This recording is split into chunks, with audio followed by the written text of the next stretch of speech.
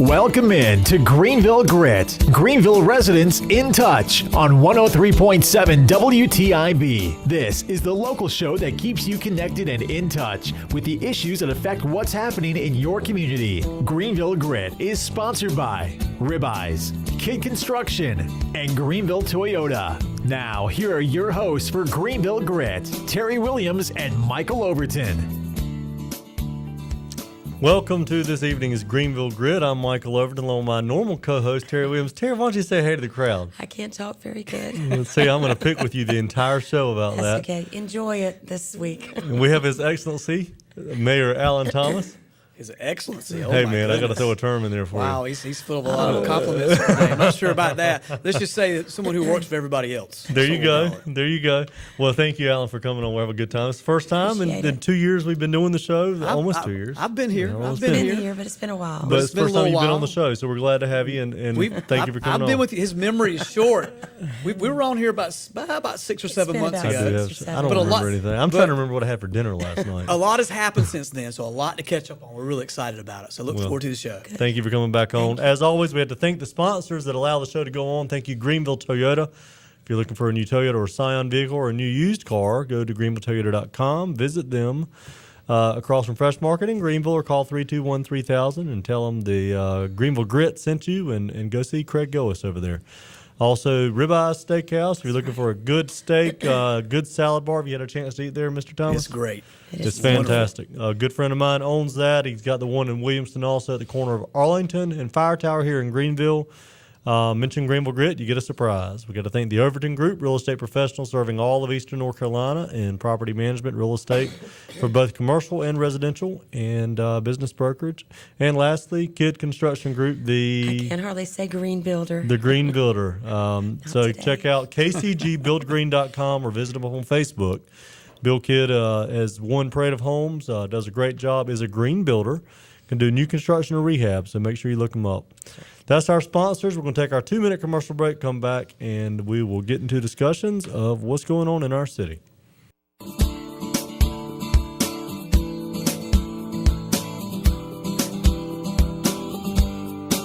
Welcome back to the Greenville Grid. I'm Michael Overton, along with Terry Williams and Mayor Alan Thomas, and they've been picking on me at the break about my short memory that I've been dealing with. So thank you again, Mayor, for coming on. We've had, obviously 6 months ago when you all had a great conversation, and we'll talk about some things today. 2014, I know we're almost into February, which is amazing that January has gone this fast, but we had Henry Hinton on a few weeks ago. We talked about his thoughts on 2014. He's involved quite in the media, but you're involved in the city, so I'd like to hear your perspective on 2014 accomplishments, maybe as well as some things that didn't go as well as you would like. Well, Michael, we'll just say this is our first time to be with There you you go, in in 2015. 2015. That's right. Amen. So that's a great way to kick off the year, and it's been a good year in many ways. I mean, but we're blessed in this community. A lot of cities continue to struggle. That's right. And all cities continue to have challenges. We've really seen some wonderful things begin to start to happen. Nothing good happens without hard work. We all know that. And having everybody at the table. And also it doesn't happen without people willing to stick their neck out there sometimes and go ahead and be proactive and make it happen.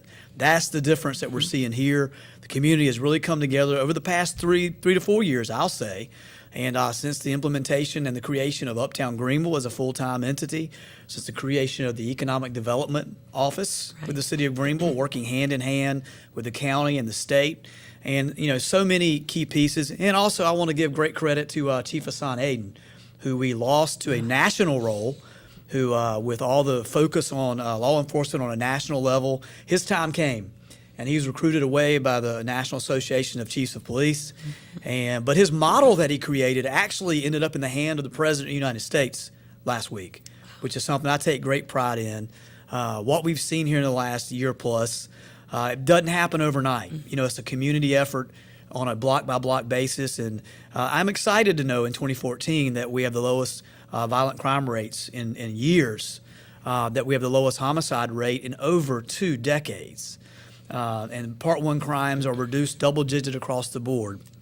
I also know that shoplifting is up, so we've got some work to do with some retailers on that and how that's handled. But in the Right. city of our size with so much retail, that's always going to be a challenge. But let me tell you, Chief Hassan Aiden left us with a playbook, and all the players are in place. And what's going to happen is the next chief is going to get a lot of credit for a lot of the great groundwork, I think, that we all did when we made a change a couple of years ago and brought a great leader like Chief Aiden in.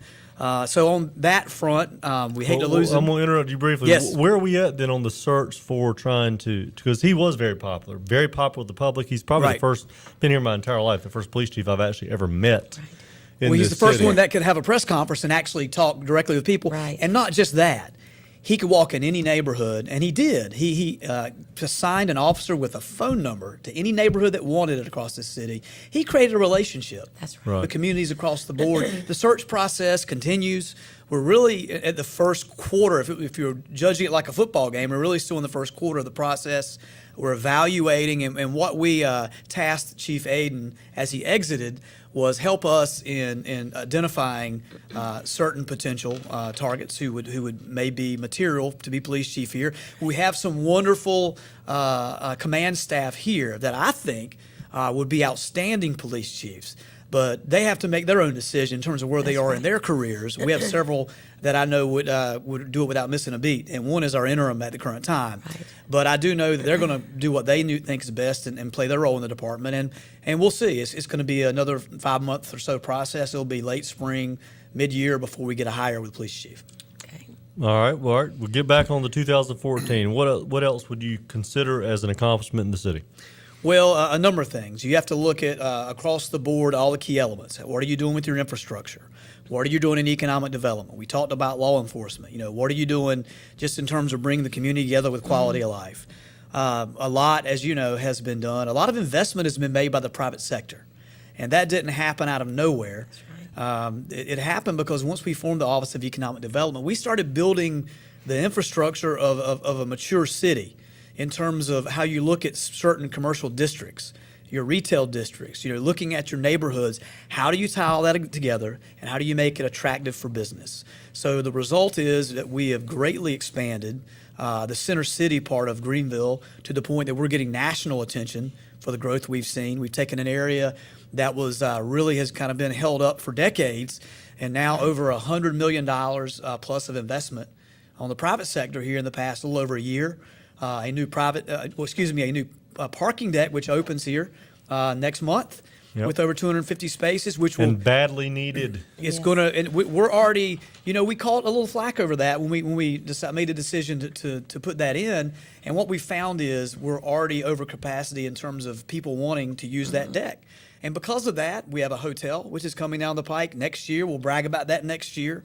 A number of large retail establishments and restaurants, and we have the Jim Ward and Tom Taft project with over 580 new residents, which are going to live and play and study and spend their money in that uptown area this coming year.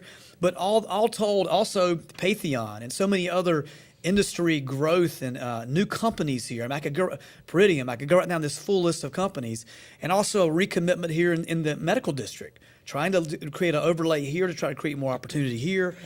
And West Greenville, this is the most exciting of all. It may not be the biggest project. For the first time in 3 decades, a new shopping center That's right. is currently being built as we speak on Dickinson. That's the Safeway, correct?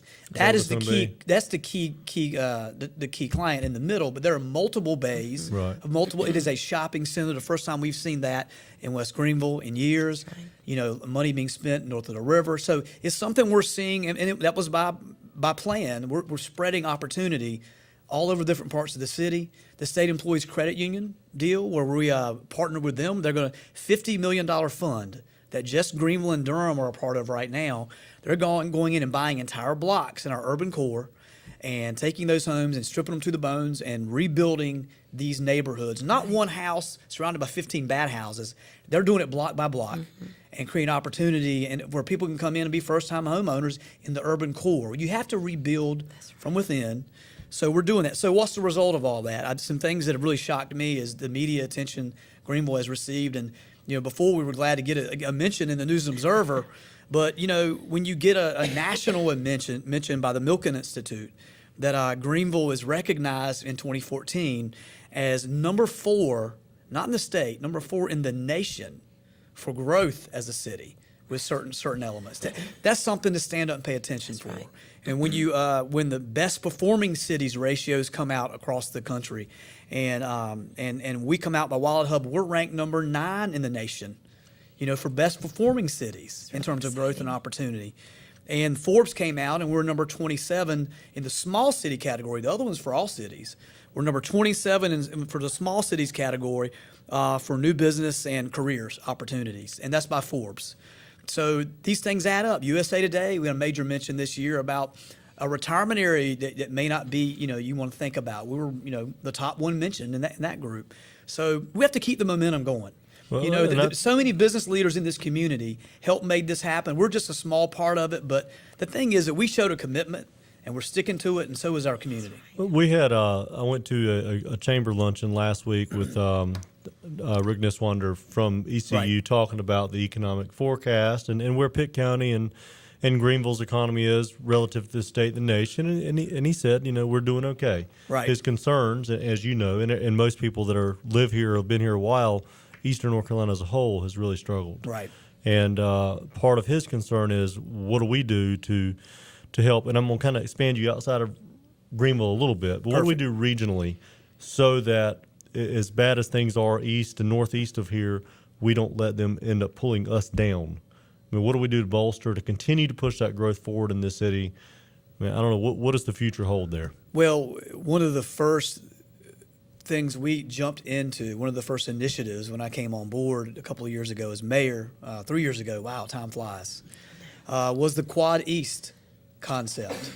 And all that simply is an agreement for our regional municipalities and counties to understand that we are working together. In this modern economy, we're not competing against Kinston and Goldsboro for opportunities. We're competing against Austin, Texas, or some group of communities out in Colorado or somewhere in the West Coast or the Midwest. What Kinston and Goldsboro and Washington and what Greenville bring together from military, medicine, academic, pharmaceuticals, we have to sell this region together. That's how you compete on a global scale. So I'm happy to report shortly thereafter when we began talking about working together, just as there's the triangle in Raleigh-Durham, Chapel Hill, and the triad, Burlington, Winston-Salem, and the Charlotte Metro, we're coming together as an organized group called Quad East, Rocky Mountain, all the cities regionally, where we're agreeing to work together on transportation priorities. We're agreeing to work together on economic development and quality of life priorities. As a result, something that we'd wanted for decades happened this year. And I can give great credit to the regional support that I received and we received here from Kinston and Goldsboro and other leaders, and Farrell Blunt being on the Board of Transportation. The 264 bypass to interstate quality, $258 million project was funded. And we will go into construction immediately, and that we'll be driving on that new interstate highway that connects at Vidant and takes us around and takes traffic around towards the Kinston and GTP area, that corridor, by 2018. We'll be driving on that road in 2018. And what people don't realize, that also creates these commercial corridors between here and Kinston that now have fast, high-speed access, to 5-lane roads that are superhighways. So you're going to see new industry pop up in areas, where Thomas Langston and some of these other roads connect into the 264. But stepping out even further, as you say, Chowan, Bertie, so many of these other, Jones, Greene, we have a lot of counties that are struggling right now. But, I had a father that, we lived in a small town, Vanceboro, just outside of Greenville here, we grew up. And we his priority was raising his family and our family around family. He made that decision. And even in that day and time, he didn't mind driving for 25 years all the way to Jacksonville every day through those old logging roads, an hour there and an hour back. That's what we do in Eastern North Carolina. Right.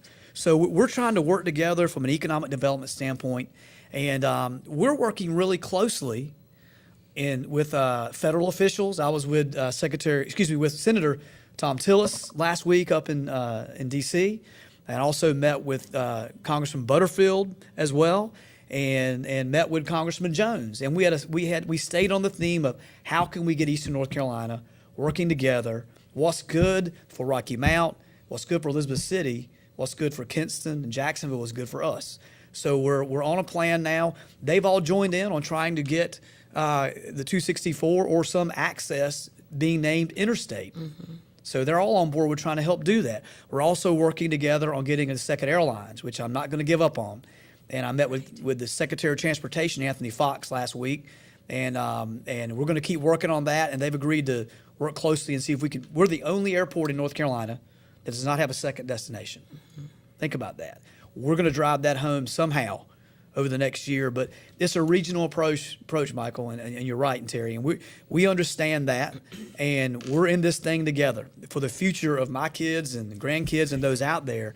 We have to invest in roads and infrastructure, high-speed fiber and technology, and continue to support our medical hospital and this university and the growth in this region. And just being mayor of Greenville is not good enough anymore. We're regional in our approach. And last week, I had the mayors came in from Jacksonville, from New Bern, Mayor Sappho from Wilmington, Mayor Combs from Rocky Mount.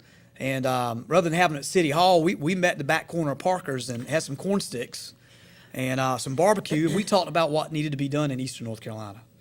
So I'm excited about it. That may come out a little bit, but look, when times are challenging, you have two choices.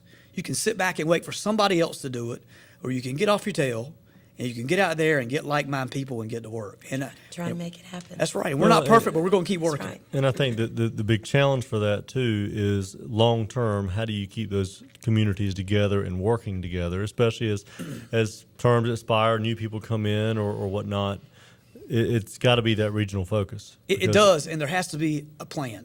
Right. That's why galvanizing around, John Chafee, seeing he's consolidated now. It was kind of split between the Northeastern region nonprofit and the Southern region. Now he's moved that operation over to Greenville. So now Chafee is heading an organization that actually touches from Virginia Beach down to Jacksonville. And something, Governor McCrory, and we're working close with them on this, is the concept of a significant bond. And one of the larger components of that is there is no deep water port in North Carolina. That is where shipping is going. Wilmington, based about geographical issues and the rock bed underneath their water surface area, they can't get to the depths they need to get to. The best opportunity in North Carolina is in Moorhead, North Carolina, for our first deep water port.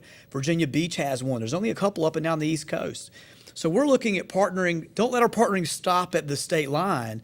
Right. We're looking at potentially having uninterrupted, high-speed access road transportation from Virginia Beach all the way down to Moorhead. And guess who's in between?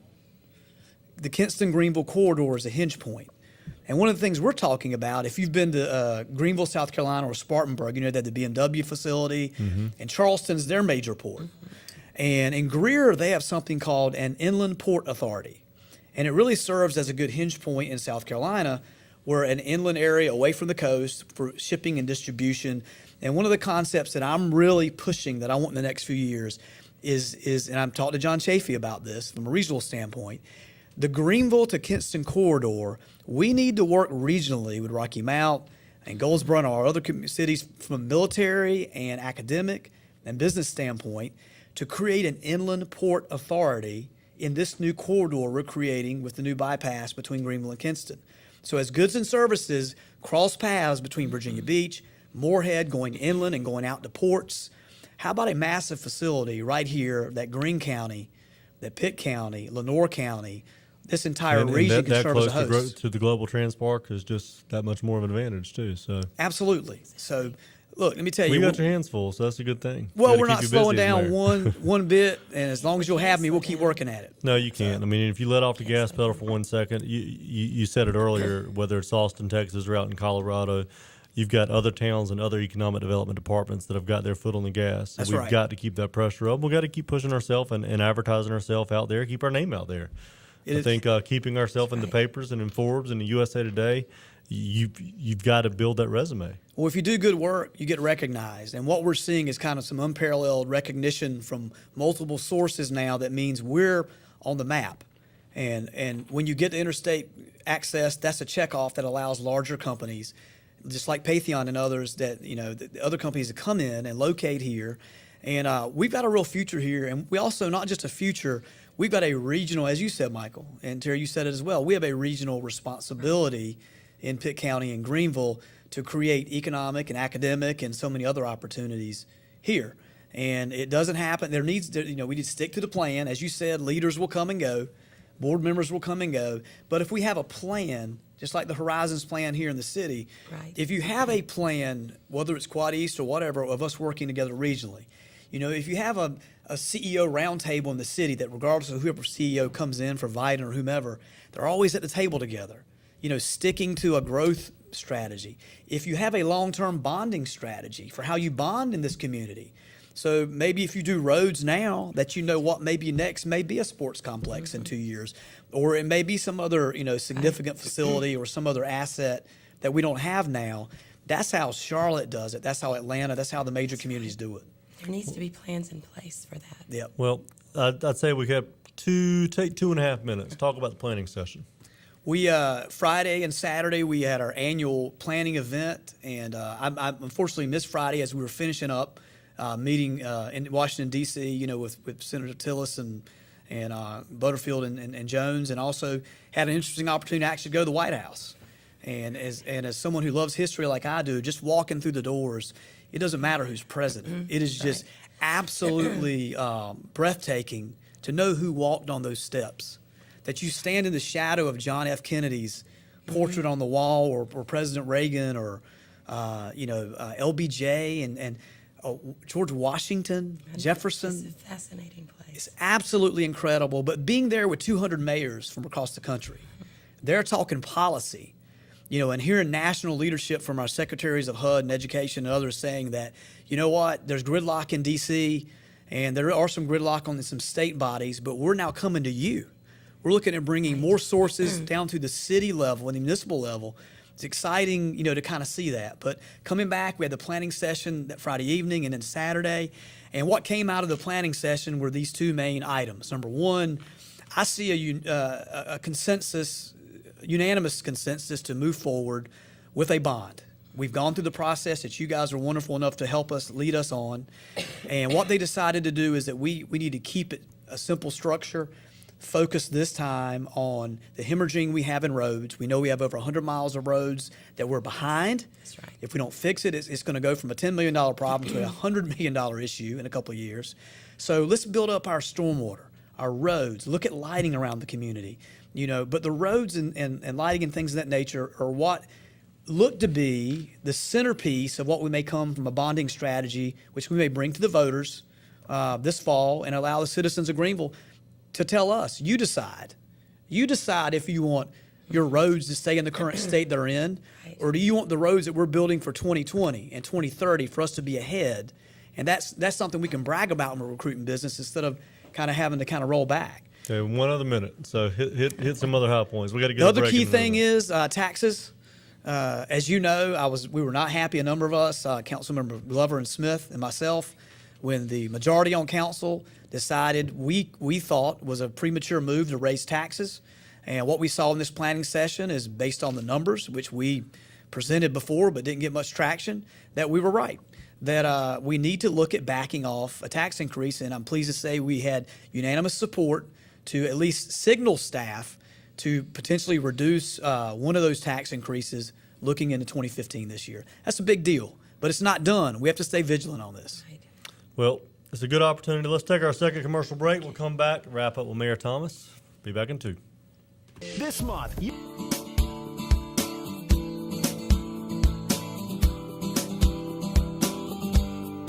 Welcome back to the Greenville Grit. I'm Michael Overton along with co-host Terry Williams, and we have Mayor Alan Thomas on today. One thing before we finalize our discussion, Terry, you wanted me to mention, Friends of Shepherd Memorial Library used book sale at the Greenville Convention Center. It'll be hosted Thursday night, February 5th from 6 to 8, Friday, February 6th from 9 a.m. to 8 p.m., Saturday the 7th from 9 a.m. to 6 p.m., and Sunday the 8th from 1 to 3:30. That is Bag Day, Sunday is, with books sold by the bag. So a bag is a paper grocery bag donated by Harris Teeter, and it is a $5 bag. So make sure you bring a little cash for that. The funds are being used for all 5 libraries in the system: Shepherd, East Branch, Carver, Winterville, and Bethel, with the funding going to support things like the children's summer reading programs. Purchasing new computers, funding the Quiz Bowl, and sponsoring programs by groups like the Literacy Volunteers. So make sure you call them if you got questions on them. Back to the mayor. Mayor, we got about a minute and a half left. What else? You said Washington, D.C. That was something you want to miss. I know you mentioned it earlier, but anything you want to add to your visit up to the Capitol? No, it's just good to see that that we're reaching out and learning. The best thing that happens when you're with other mayors from other communities is that you learn about how they've tackled problems and challenges in their community, and you share yours as well. And one of the byproducts of the last month or so of meeting is actually a community reached out to Greenville and myself, Bristol, Connecticut, home of ESPN, and they're actually asked me to come up, and I'm going to be up there February 4th and 5th, and really talking about what our successes over the past several years in Greenville. So they have been tracking and watching through the media, and just out of the blue came and said, Greenville, North Carolina, come and see us. You guys are doing wonderful things. We see some parallels. So you never know what you learn when you get out and reach out to these communities. So we'll be up there, and we used to, and we still do. We always go, and we went to other cities, in other parts of the state, Savannah, and going to Greenville, South Carolina, and other places, in Durham, and working on those models, and that has paid off in this community. We're not going to slow down, Michael. Well, you can't. Again, thank you for coming on. We also always have to thank the sponsors one more time: Greenville Toyota, the Overton Group, Ribeye Steakhouse, and Kidd Construction Group. You can join us on YouTube also. Just type up Greenville Grit, see them, and until then, we will see you next Wednesday. Have a good